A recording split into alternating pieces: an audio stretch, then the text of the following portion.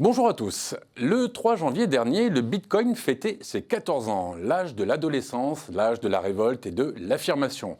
Alors je ne sais pas si le Bitcoin se sent une âme d'enfant, mais pour ce qui est de la révolte et de l'affirmation, nous n'avons pas été déçus. Entre un petit scandale financier par-ci, une arnaque par-là, sans compter les pseudo-manipulations étatiques qui pensent un jour pouvoir dompter la bête, rien ne nous aura été épargné. Et pourtant, quel chemin! C'est la troisième fois qu'on parle dans cette émission des crypto-monnaies et de la blockchain. Alors j'ai revu les deux précédentes en 2020 et 2021. Et que l'on soit pour ou contre, il est indéniable que la cryptosphère évolue à une vitesse considérable, qu'elle se développe avec l'arrivée du métaverse et du Web 3. Mais attention, il serait naïf de penser que tout ceci ne se produira que dans un avenir proche, pour les plus optimistes. Parce que la réalité, c'est que ça existe déjà. Alors non, pas le métaverse ni le Web 3 qui sont encore en développement, mais le Bitcoin, l'utilité et l'usage du Bitcoin. Un continent qu'il a bien compris, c'est l'Afrique, qui trouve avec cette monnaie digitale une réponse pour tous ceux qui n'ont pas de compte en banque et qui vivent dans des pays politiquement instables. L'intérêt pour la crypto-monnaie ne cesse de croître en Afrique et il semble difficile de pouvoir l'arrêter. Esther Pierce, la gendarme de la bourse américaine, a déclaré que pour tuer le Bitcoin, il faudrait fermer Internet. Alors je ne sais pas ce qu'en pense mon invité, mais je suis sûr qu'il a un avis sur la question.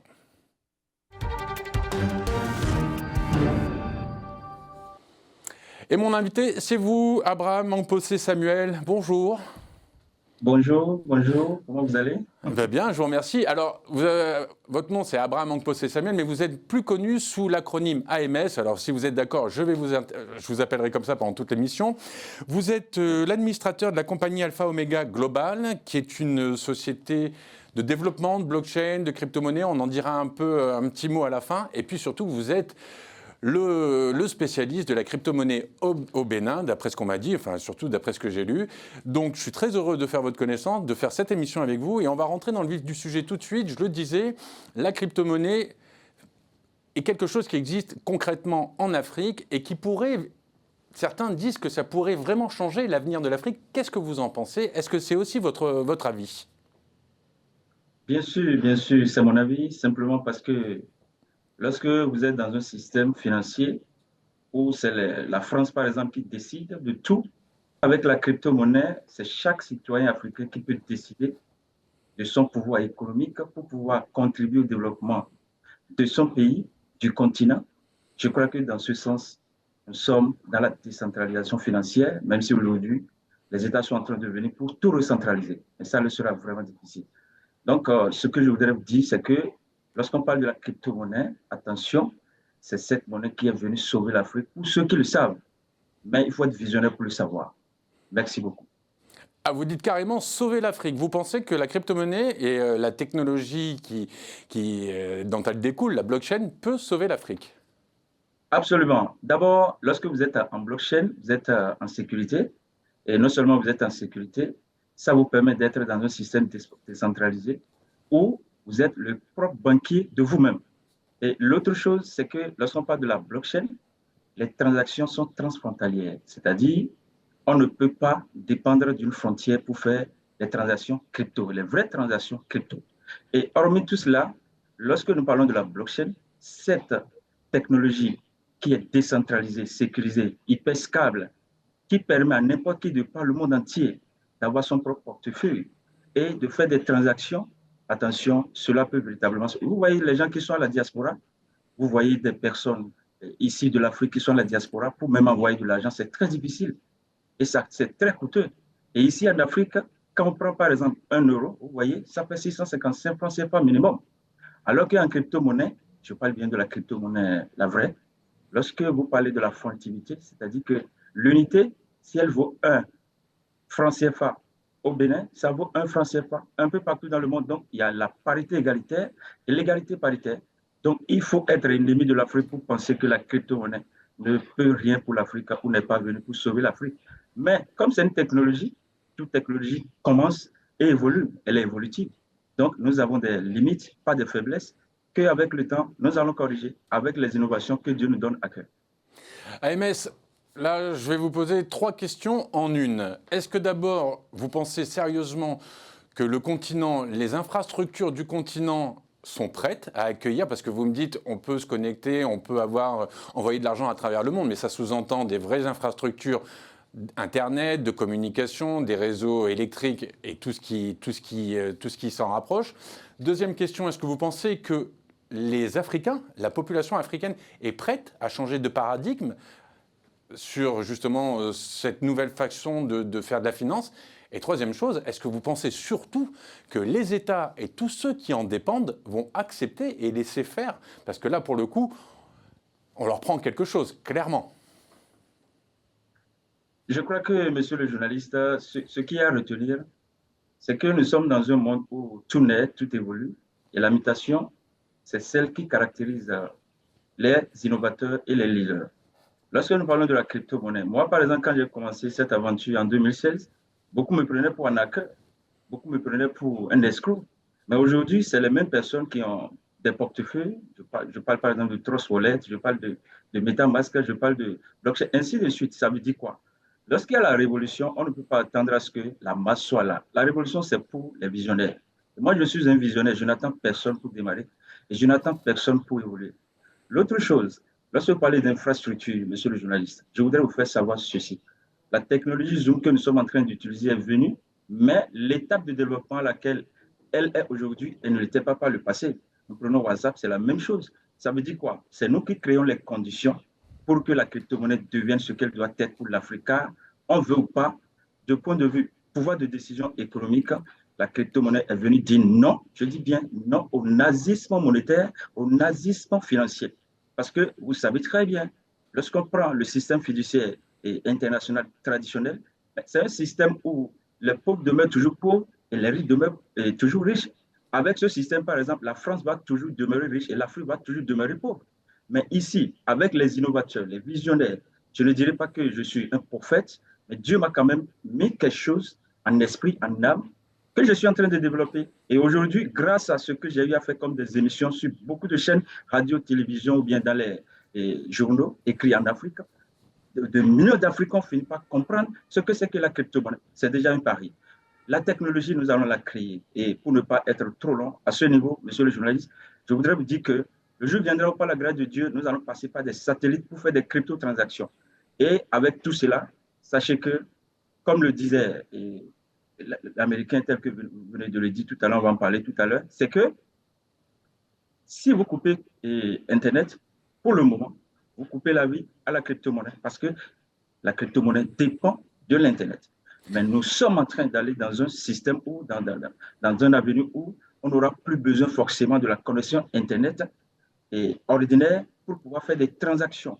Même hors connexion Internet, par la grâce de Dieu, l'intelligence est là, les innovations sont là, les génies sont en train de se développer. Dieu continue d'inspirer beaucoup de personnes, pas moi seul. L'autre chose, lorsque vous parlez de la population africaine, monsieur le journaliste, vous savez, je ne sais pas ce qui se passe en France ou en Europe, mais ici en Afrique, ce que j'ai constaté, c'est que c'est l'élite classique qui fait le malheur de la population africaine. Vous savez pourquoi? La population africaine pense que c'est ce qui vient du gouvernement, forcément, qui est bon pour elle. La population africaine pense que c'est ce qui vient de législateur qui est bon. Encore que là, lorsqu'on prend l'élite, le calcul de l'élite, ce n'est pas pour libérer le peuple jusqu'à nouvel ordre. Ce n'est pas pour libérer le peuple. C'est un calcul de commerçant où le deal est fait à telle enseigne que tout ce qui se fait rend service à une minorité en attendant que la majorité ne trouve des miettes. Je dis bien des miettes. Donc, dans ce cas, la mentalité africaine, notamment africaine occidentale, sachez que c'est une mentalité qui est axée sur l'élite. Et je voudrais vous dire, si moi, AMS, j'étais président de la République, je suis au Bénin, si j'étais président de la République, le jour où je dis simplement à la télévision, la crypto-monnaie est une bonne chose pour l'Afrique. Vous voyez combien de personnes vont courir après moi? Voilà. Parce que j'étais un président de la République, je parle juste pour faire une comparaison, une analogie. Pas pour dire que je le suis et que je le serai. Donc, cher monsieur le journaliste, je voudrais vous dire simplement, la mentalité africaine est axée sur l'élite. Or, le calcul de l'élite n'est pas là pour sauver la population africaine, forcément. Ils sont combien d'ailleurs, ces élites-là? Et pour finir, lorsque vous parlez de l'État, moi, je l'ai toujours dit, l'État peut venir, l'État peut ne pas venir. La crypto-monnaie fonctionne et fonctionnera toujours parce qu'elle n'est pas centralisée Même si aujourd'hui on parle des crypto-monnaies ou bien des monnaies digitales des banques centrales, ça c'est une autre version que les centralistes, nous sommes des décentralistes, que les centralistes sont en train de vouloir imposer. Et là, spirituellement, nous sommes en train d'aller dans la sphère de ce qu'on appelle l'antéchrist, où un petit gouvernement va diriger le monde en imposant des choses qui n'honorent pas Dieu, mais qui honorent Satan. Je ne voudrais pas en parler pour le moment de long en large parce que ce n'est pas l'objet du jour. Mais messieurs les Absolument. journalistes, laissez-moi vous dire ceci, messieurs les journalistes. L'État vient, l'État ne vient pas. Le gouvernement vient, il ne vient pas. La crypto-monnaie fonctionne et fonctionnera toujours. Et nous sommes dans une bataille. C'est une guerre de David contre Goliath. Celui qui a Dieu de son côté va remporter. Et Dieu est du côté du AMS, peuple. s'il vous plaît, Voilà. s'il vous plaît, AMS, j'entends ce que vous êtes en train de dire et je suis très attentif et c'est une bonne chose. Ceci étant, il y a un pays en Afrique qui a accepté et qui est plutôt pro crypto-monnaie, c'est la République centrafricaine, qui après le Salvador en 2021, qui est le premier pays à avoir accepté le Bitcoin comme monnaie légale, juste après, le président Touadéra a accepté le Bitcoin et quelques mois derrière, c'était en février 2022 je crois, et en juillet 2022 ils ont lancé le Sango Coin, qui est la crypto adossée justement aux minéraux centrafricains. On en est où de ce projet et est-ce que vous pensez que c'est une bonne chose et est-ce que c'est un exemple à suivre pour d'autres pays africains? C'est un grand exemple à suivre, je pense par là, et je félicite le président centrafricain. L'autre chose, c'est que, comme je le disais, le calcul de l'élite, ce n'est pas pour le peuple. L'élite, c'est un ensemble de personnes qu'on suppose éclairer, qui sont là forcément et naturellement pour éclairer, mais qui malheureusement sont là pour des calculs qui n'arrangent que ou qui n'arrangent qu'elles, selon les gens. On l'a bien compris ça, j'ai bien Donc compris. aujourd'hui, lorsqu'on parle de la Centrafrique, monsieur le journaliste, combien de personnes ont accompagné cette belle initiative? C'est un bel exemple à suivre. Alors, on parle de la crypto-monnaie, mais la crypto-monnaie, par exemple, pour évoluer en valeur, il faut que la communauté grandisse. C'est la logique économique. Lorsque la communauté grandit, ça crée ce qu'on appelle la croissance des demandes. Et la croissance des demandes entraîne ce qu'on appelle la raréfaction de la masse en circulation. La raréfaction de la masse en circulation entraîne ce qu'on appelle la montée progressive de la valeur du prix, qui finalement, avec la raréfaction croissante dynamique, entraîne ce qu'on appelle la flambée du prix. Donc aujourd'hui, si la manipulation de l'élite n'a pas eu raison du peuple centrafricain, et le peuple centrafricain comprenait qu'à ce stade, on a besoin de se désengager, de se démarquer de l'ancien système monétaire pour être dans un système qui permet aux uns aux autres d'être leur propre banquier. Et en dehors de cela, ça permet d'avoir le pouvoir économique pour subvenir à ses propres besoins, pour ne plus tendre la main à des soi-disant organisations de la société civile qui sont là, qui ne sont rien d'autre que des canaux par lesquels on passe toujours pour anéantir la capacité de l'Africain et le développement de l'Africain. Donc, mes chers messieurs les journalistes, c'est un très bon projet. Et aujourd'hui, j'ai appris que la Cour constitutionnelle, ou en tout cas une Cour de justice, a eu à mettre la main basse sur une partie du projet ou le tout. Mais ce que je sais, un bon projet, pourquoi? Pour moi personnellement, ici je suis béninois, je réside à Porto-Novo, capitale du Bénin. Et aujourd'hui, c'est grâce à ce qu'on appelle le e-residence, c'est-à-dire la résidence virtuelle, que l'Estonie a mis en place, que moi je suis aujourd'hui estonien virtuel. J'ai ma carte de résident estonien et aujourd'hui je peux tout faire à distance. Je paye un impôt, signer des documents, plein de choses, tout comme si j'étais en Estonie. Mais c'est ça le président Touadéra, lui, a vu. Et aujourd'hui, quand vous prenez le programme e-résidence, si ça avait marché, c'était bon. Moi-même, j'avais envie, un jour, si ça prenait, oui, bien sûr, de faire partie de ce programme pour que ma société Alpha Omega Global, sa marque, soit installée en Centrafrique. Donc, qu'est-ce que je voudrais vous dire? Le problème, ce n'est pas l'innovation, mais c'est qui est là pour accompagner l'innovation, qui est là pour comprendre l'innovation. Mais tôt ou tard, ça va s'imposer et la Centrafrique peut encore regagner son pouvoir économique grâce à ce Sango Coin que j'apprécie si tant.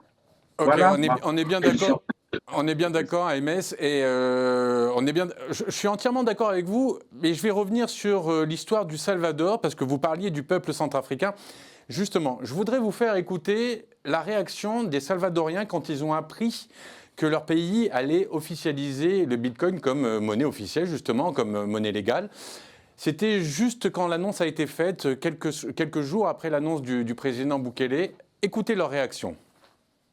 Le Salvador est le cobaye. Nous sommes une expérience monétaire qui va toucher les plus pauvres et les moins protégés de notre peuple, le Salvador. Aujourd'hui commence la mise en œuvre d'une crypto-monnaie que personne ne connaît, que personne ne comprend, personne ne sait comment ça va fonctionner.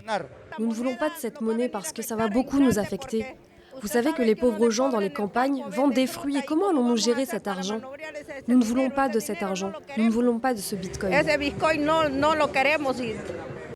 Et AMS, pour terminer justement la réaction des Salvadoriens, donc ça c'était il y a à peu près 1 an et demi, 2 ans on va dire.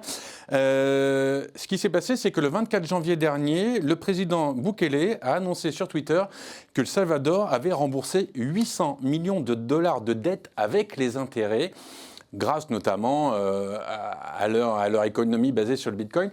Vous pensez que c'est un modèle qui peut s'exporter en Afrique ? Sans la croix, il n'y a pas la gloire. Et sans l'Égypte, il n'y a pas Canaan.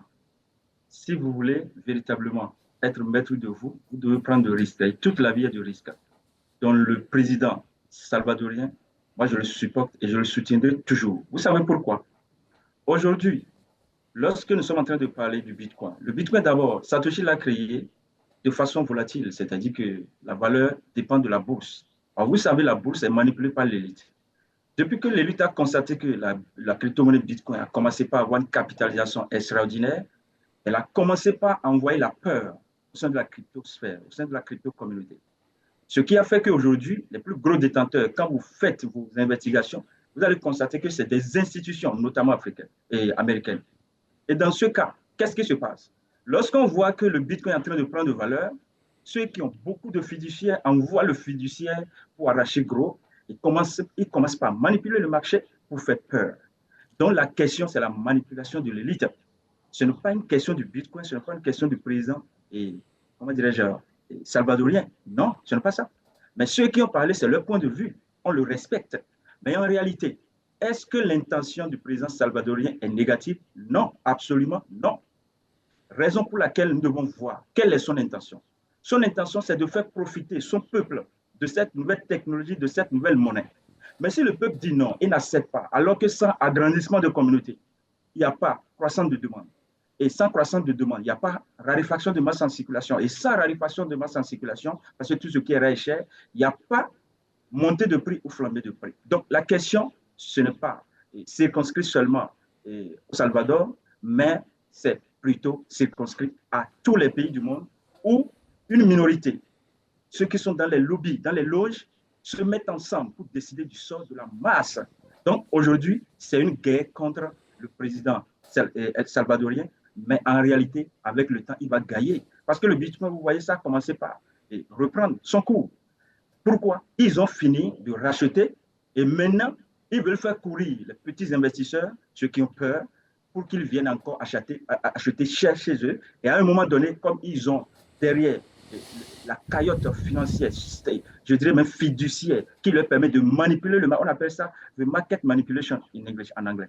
Donc, c'est la manipulation du marché. Et c'est l'élite qui veut s'en emparer à nouveau pour dominer, pour faire souffrir la majorité des citoyens du monde entier à partir de n'importe quel pays. Je ne veux citer précisément. Ce sont ceux-là qui sont en train de manipuler le marché pour faire croire que les visionnaires crypto, les crypto-visionnaires sont des personnes à ne pas suivre. Mais puisqu'il y a un temps pour toute chose, tôt ou tard, comme l'a dit Héraclite, tout coule, rien ne demeure identique. On ne nage pas 2 fois dans le même fleuve. Et pour finir, je voudrais vous dire, monsieur le journaliste, que nous sommes sur de très bons chemins, quels que soient les tâtonnements, quels que soient les hauts et les bas, nous finirons toujours par arriver à destination, car, comme je le disais, la marche est de l'Égypte à Canaan. Et il y a beaucoup d'obstacles, mais par la grâce de Dieu, nous allons y aboutir. Alors, courage au président salvadorien et à tous ceux-là qui vont prendre de telles décisions. Vous prenez également... Aimé, je suis obligé de vous couper parce que j'ai plein de questions à vous poser et le temps file. Justement là, parce qu'on était au Salvador, donc je vais vous proposer de voyager un petit peu et maintenant je vais vous emmener dans un pays que vous connaissez bien, le vôtre, le Bénin, où notre correspondant local, Kevin Sonsi, est allé tendre son micro un peu à la population dans les rues de Cotonou et il leur a demandé quel était leur avis sur le Bitcoin. On écoute, on regarde et on en reparle juste après. Désormais monnaie officielle de la République centrafricaine après Salvador, le Bitcoin ne cesse de gagner la confiance de plusieurs pays africains en matière de transactions. Grâce à la technologie blockchain, la crypto-monnaie paraît une solution révolutionnaire de plusieurs secteurs économiques. Et si toute l'Afrique en faisait sa monnaie officielle? Nous avons posé la question à quelques jeunes rencontrés dans les rues de Cotonou, la capitale économique du Bénin, pour en savoir plus sur la crypto-monnaie et ses risques. Je n'ai pas peur du Bitcoin. Ce qui est sûr, auparavant, on avait entendu que le Bitcoin a chuté, il a fait truc là. Mais après tout, avec les régulations qu'ils ont fait maintenant, je ne crois pas qu'il y en aura encore de problème au niveau du Bitcoin. Je ne crois pas, jamais à Kanji. J'ai peur parce que c'est une crypto-monnaie qui peut accroître en valeur et décroître en valeur. Le Bitcoin, en quelque sorte, on peut dire que ça peut constituer des avantages pour notre pays. Si l'Afrique adoptait le Bitcoin comme une crypto-monnaie, ça serait avantageux pour elle dans la mesure où c'est décentralisé. Tout se passe en ligne. C'est-à-dire on peut rapidement faire les échanges. Ce n'est pas comme le fait d'aller déposer son argent à la banque et d'aller attendre avant de prendre son argent. Directement, les échanges seront plus faciles. Même si tu n'as pas d'argent en espèces, parce que l'argent, c'est en quelque sorte l'argent virtuel. Donc, même avant avec le Bitcoin, parce que mon grand frère, là, lui, il a essayé d'escorter une marchandise de la Chine pour Congo à l'aide de Bitcoin, de trucs là. Donc, c'est ça que voilà, tu peux rester ici et payer n'importe où avec le Bitcoin.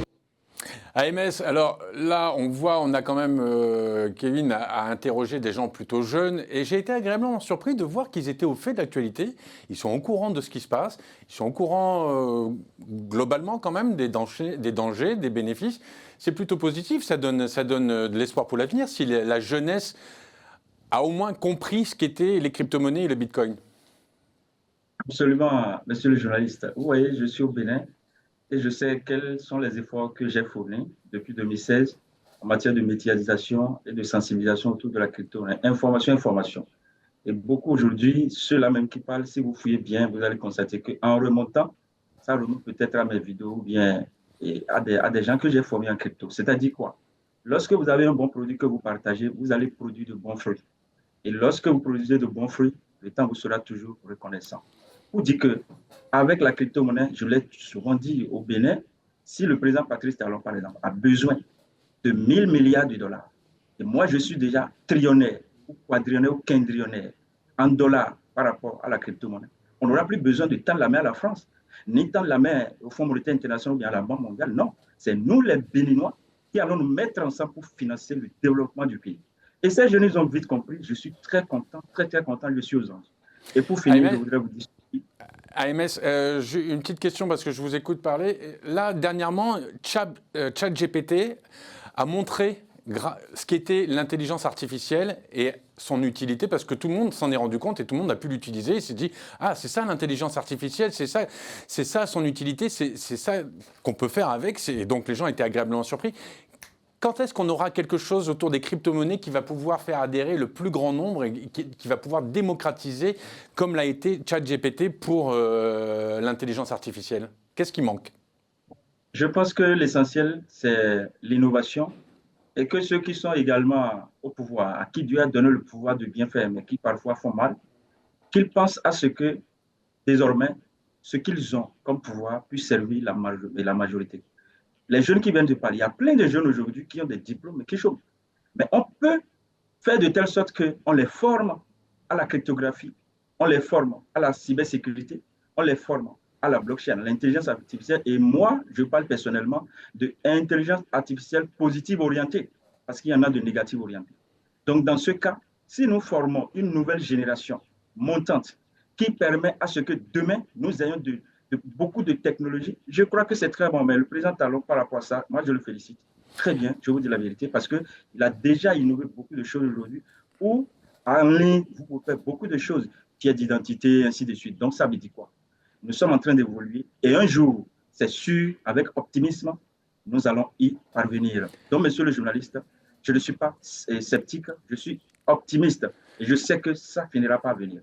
AMS, il nous reste très peu de temps. C'est le moment pour vous de nous parler du token que vous avez créé, l'AOC, en 2 mots, rapidement. AOC Alpha Omega Coin, cette crypto-monnaie, j'ai eu l'inspiration en août 2017 et par la grâce de Dieu, je l'ai lancé le 28 octobre 2020. Et je voudrais vous dire qu'aujourd'hui, ça a une communauté déjà d'au moins 10 000 membres de par le monde entier, les membres internes. Et actuellement, nous sommes en train de mobiliser une nouvelle communauté autour de cette monnaie pour qu'ensemble, nous puissions aller à l'antipode du 666, c'est-à-dire... Comment on fait pour rejoindre cette communauté? Aujourd'hui, ceux qui sont déjà habitués à la crypto-monnaie peuvent aller sur Coinsbit ou bien ils vont dans Google, ils tapent AOC USDT Coinsbit, ils vont voir la paire et ils vont envoyer USDT comme monnaie entrante et avoir AOC comme monnaie sortante sur Coinsbit. En dehors de ça, si vous voyez quelqu'un qui est dans AOC, la personne vous parle de l'AOC, vous faites l'échange entre vous, vous remettez ce que vous avez, un service ou bien un bien du fiduciaire, et la personne vous transfère sur votre portefeuille MetaMask ce qui correspond à ce que vous avez remis.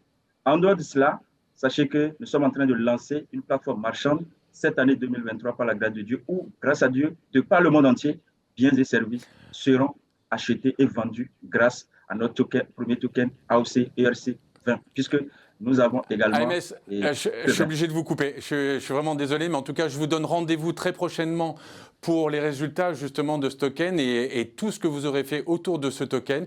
Merci beaucoup d'avoir accepté de participer à cette émission. C'était un plaisir de vous rencontrer et bonne route et bonne continuation dans vos combats, notamment à l'aide de la blockchain et de la crypto-monnaie. Merci beaucoup. C'est à mon devoir. Merci bien. Au revoir. C'est ainsi que se termine ce TLS+. Et donc, comme d'habitude, on se retrouve la semaine prochaine pour un nouveau TLS+. Et comme d'habitude également, vous le savez maintenant, on continue à vous informer en regardant Télé Sud. À très bientôt, au revoir.